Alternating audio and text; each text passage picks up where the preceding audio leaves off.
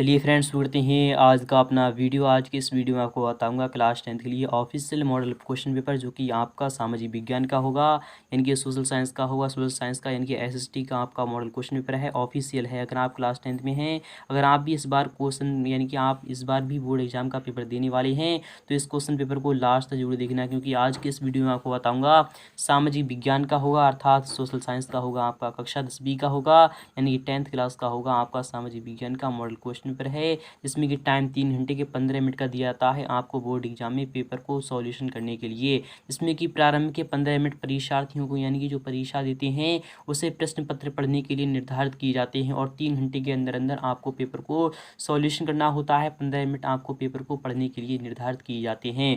पूर्णांक यानी 70 मार्क्स का आपका यह क्वेश्चन पेपर है। तो शुरू करते हैं आज का अपना वीडियो। फ्रेंड्स, नोट में आपके सामने दिया रहे हैं, यानी कि निर्देश भी आपको पढ़ना जरूरी है।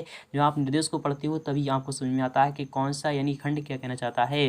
तो पहला वाला यानी क्या कह रहा है कि प्रश्न यानी कि यह प्रश्न पत्र 2 खंडों में है, का एवं खा में विभाजित किया गया है, जिसमें कि प्रत्येक खंड के सभी प्रश्न एक साथ आपको हल करना अनिवार्य है। यानी कि आपने अगर खंड का को स्टार्ट कर दिया तो पहले तो आपको उस खंड का को ही समाप्त करना होगा, फिर उसके बाद खंड खा में आपको स्टार्टिंग करना है, और प्रत्येक खंड का उत्तर नए प्रश्न से आपको प्रारंभ करना है। तो सेकंड वाला है कि प्रत्येक प्रश्न के लिए निर्धारित अंक उसके सम्मुख अंक था, यानी क्वेश्चन कितने अंक का होगा आप सामने कुछ इस प्रकार से यहाँ पर दिया जाएगा।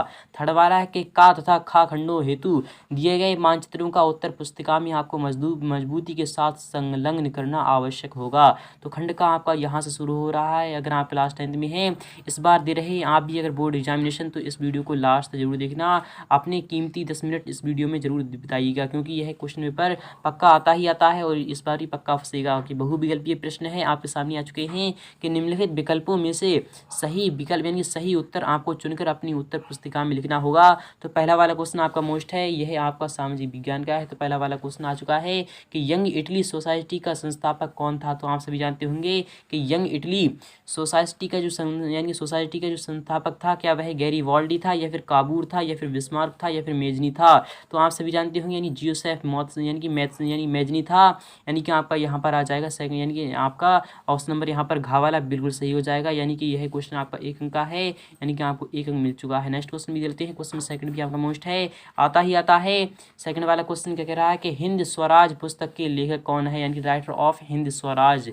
तो आप सभी जानते होंगे कि हिंद स्वराज यानी कि जो पुस्तक है उसके लेखक कौन है। क्या महात्मा गांधी हैं, या फिर बाल गंगाधर तिलक हैं, या फिर स्वराज पॉल हैं, या फिर पंडित जवाहरलाल नेहरू हैं। तो आप सभी जानते होंगे हिंद स्वराज पुस्तक के जो लेखक हैं वह महात्मा गांधी हैं, यानी कि आपका जवाब ऑप्शन नंबर यहाँ पर पहला वाला आ जाएगा।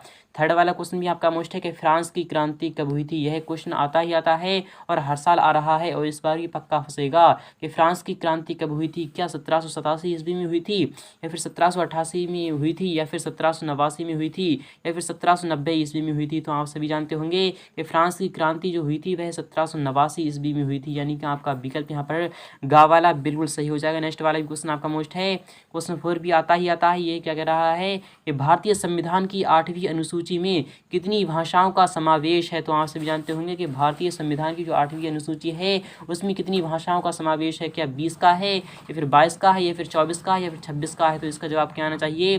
तो आप सभी जानते होंगे आपका यहाँ पर जवाब आ जाएगा सेकंड वाला ऑप्शन, यानी खा वाला ऑप्शन आपका सही हो जाएगा।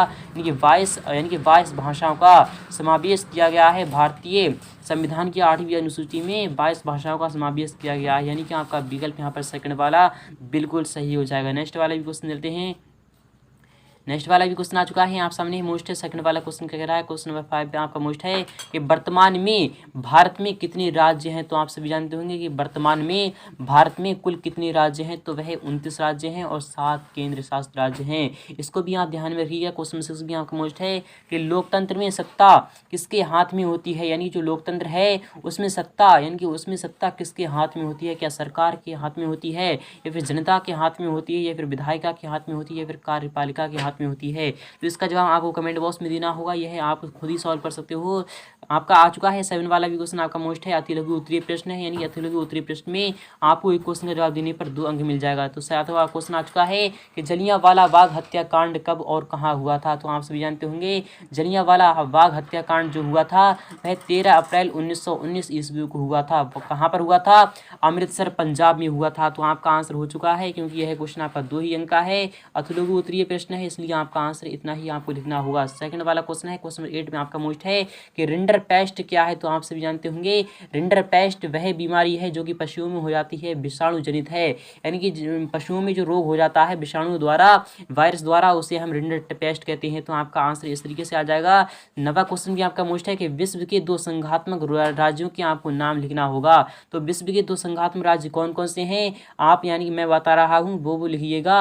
उत्तर प्रदेश और उत्तराखंड आपके ये दोनों राज्य ऐसे हैं जो कि यानी कि 2 संघात्मक यानी कि राज्य हैं। और इटली भी आप लिख सकते हैं। फिलहाल की नेक्स्ट वाले भी क्वेश्चन लेते हैं। नेक्स्ट वाले क्वेश्चन आ चुका है, क्वेश्चन नंबर 10 भी आपका मोस्ट है, आता है, लघु उत्तरीय प्रश्न है कि 10 वाला क्वेश्चन क्या कह रहा है कि यूरोप में राष्ट्रवाद के विकास में संस्कृति का क्या योगदान रहा है। संक्षेप में आपको यानी बताना है। तो यूरोप में जो राष्ट्रवाद के विकास का संस्कृति का क्या योगदान रहा है, आपको यह लिखना होगा, विस्तार के साथ आपको लिखना होगा, क्योंकि यह क्वेश्चन आपका 3 अंक का है, आपको लिखना ही लिखना होगा। अथवा वाला क्वेश्चन भी आपका मोस्ट है कि बाल्कन प्रदेशों में राष्ट्रवादी तनाव क्यों पनपा। तो आप सभी जानते होंगे कि बाल्कन प्रदेशों में राष्ट्रवादी जो तनाव था वह क्यों पनपा था, यानी क्यों उभरा था। इस तरीके से आपका जो आंसर आएगा वह क्या आना चाहिए, तो आपको लिखना होगा। अगर आप चाहते हैं इसका फुल सोल्यूशन तो आपको बता दूंगा, इसका फुल सोल्यूशन भी नेक्स्ट वीडियो में। नेक्स्ट वाला क्वेश्चन आपका मोस्ट है, क्वेश्चन 11 क्या कर रहा है कि लोकतंत्र यानी लोकतंत्र की 3 विशेषताएं कौन कौन सी हैं। तो फ्रेंड जो लोकतंत्र होता है, जो लोकतंत्र है उसकी 3 विशेषताएं कौन कौन सी हैं, यानी कि हम स्वयं अपना प्रतिनिधि चुन सकते हैं। तो इस तरीके से जो आपका आंसर आएगा वह लोकतंत्र की विशेषताओं में आएगा। अथवा वाला क्वेश्चन भी आपका मोस्ट है कि भारत की अनेकता में एकता को प्रदर्शित करने वाले 3 तत्वों की आपको विवेचना करना है, यानी कि इसको आपको लिखना होगा। दीर्घ उत्तरीय प्रश्न भी आपका मोस्ट है कि फ्रांस की क्रांति के कारणों का आपको वर्णन करना है, यानी कि फ्रांस की क्रांति जो थी वह क्यों किस तरीके से उभरी थी और कहाँ कहाँ से फैली थी, आपको यह विस्तार के साथ बताना होगा, क्योंकि यह क्वेश्चन आपका 6 अंक का है। अथवा वाला क्वेश्चन भी आपका मोस्ट है कि सविनय अवज्ञा आंदोलन के कारण एवं परिणामों की आपको विवेचना करना है। सविनय अवज्ञा आंदोलन जो कि महात्मा गांधी द्वारा चलाया गया था वह क्यों चलाया गया था, क्या कारण था, आखिर क्यों, उसका जो यानी जो परिणाम निकला वह क्या निकला था। तो आप इसका जवाब विस्तार के साथ दे सकते हो। 13 भी आपका मोस्ट है कि क्वेश्चन 13 आ रहा है कि भारतीय लोकतंत्र के विकास में जाति, धर्म एवं लैंगिक मसले किस प्रकार अवरोध हैं, यानी कि किस प्रकार अवरोध हैं, आपको यह विस्तार के साथ बताना होगा। अथवा वाला क्वेश्चन भी आपको मोस्ट है कि दबाव समूह और राजनीतिक दल में अंतर आपको स्पष्ट करना होगा, यानी कि दबाव समूह और राजनीतिक दल में अंतर आपका क्या होना चाहिए, आपको यह लिखना होगा। मानचित्र संबंधी भी क्वेश्चन आ चुके हैं आपके सामने है। पहले यानी क्वेश्चन 14 क्या कह रहा है कि दिए गए भारतीय मानचित्र में निम्नलिखित को आपको दर्शाना होगा। वह स्थान जहां 1929 में कांग्रेस का अधिवेशन हुआ था, तो आपको वह स्थान का नाम बताना है, फिर उसका आपको मानचित्र पर लिखना होगा। सेकंड वाला क्वेश्चन भी आपका मोस्ट है कि वह स्थान जहां 1927 में कांग्रेस का अधिवेशन हुआ था, आपको इसका भी जवाब देना होगा कि वह स्थान जहां गांधी जी ने नमक कानून तोड़ा था। वह स्थान जहां स्वर्ण मंदिर यानी कि स्थित है, कोणार्क में है। क्वेश्चन 5 भी आपका मोस्ट है कि वह स्थान जहां चंद्रशेखर आजाद शहीद हुए थे, तो इसका भी जवाब आपको देना होगा। खंड खा भी आपका आ चुका है, आपके सामने ही मोस्ट है, आता है खंड खा में आपका बहुविकल्पीय प्रश्न यहाँ शुरू हो रहा है कि निम्नलिखित विकल्पों में से सही विकल्प आपको चुनकर अपनी उत्तर पुस्तिका में लिखना होगा।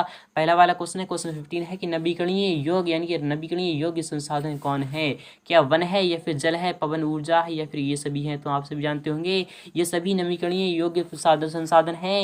ये वन एक नवीकरणीय है और पवन भी आपका नवीकरणीय है, जल भी एक नवीकरणीय है, ये सभी आपका यानी कि आपका जवाब आ जाएगा सेकंड वाला, यानी कि आपका 4th वाला ऑप्शन यहाँ पर बिल्कुल सही हो जाएगा। नेक्स्ट वाला क्वेश्चन आपका मोस्ट है, क्वेश्चन 16 क्या कह रहा है कि निम्नलिखित में से कौन सी एक फलीदार फसल है, क्या मोटे अनाज फलीदार फसल है या फिर दालें हैं या फिर ज्वार है या फिर तिल है। तो आप सभी जानते होंगे क्या तिल एक यानी कि फलीदार फसल है या फिर ज्वार है या फिर क्या है, तो इन सभी में से आपको बताना होगा, यानी कि जो फलीदार जो फसल है वह कौन कौन सी है, यानी कौन सी है, आपको इसका नाम लिखना होगा। तो आपका आंसर क्या आना चाहिए, इन चारों ऑप्शन में से आप क्लिक कर दीजिए, आपका आंसर आ जाएगा। नेक्स्ट वाला भी क्वेश्चन आपका मोस्ट है, क्वेश्चन 17 क्या कह रहा है कि झरिया प्रसिद्ध है। तो आप सभी जानते होंगे क्या झरिया लौह अयस्क के लिए प्रसिद्ध है, या फिर कोयले के लिए है, या फिर तांबा के लिए है, या फिर बॉक्साइट के लिए है। तो जो झरिया है, यानी झरिया जो एक प्रदेश का नाम है, वह कोयला के लिए प्रसिद्ध है, यानी कि आपका जवाब आ जाएगा सेकंड वाला ऑप्शन। नेक्स्ट वाले भी क्वेश्चन लेते हैं। क्वेश्चन 18 क्या कह रहा है कि विश्व व्यापार संगठन की स्थापना कहाँ पर हुई थी? क्या वाशिंगटन में हुई थी, न्यूयॉर्क में हुई थी, जेनेवा में हुई थी, या ऑस्ट्रिया में हुई थी? तो आपका यहाँ पर जवाब आ जाएगा यानी कि फोर्थ वाला ऑप्शन।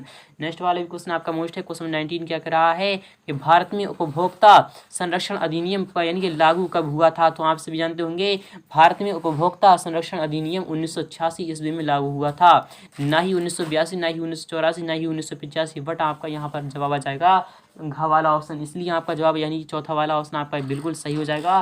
तो नेक्स्ट वाला भी क्वेश्चन लेते हैं। क्वेश्चन नंबर 20 भी आ चुका है यहाँ सामने मोस्ट है। तत्काल इलेक्ट्रॉनिक डाक किसके द्वारा भेजी जा सकती है? डाकघर, इंटरनेट, वायु परिवहन, बहुराष्ट्रीय निगम। तो आपका यहाँ पर जवाब आना चाहिए डाकघर।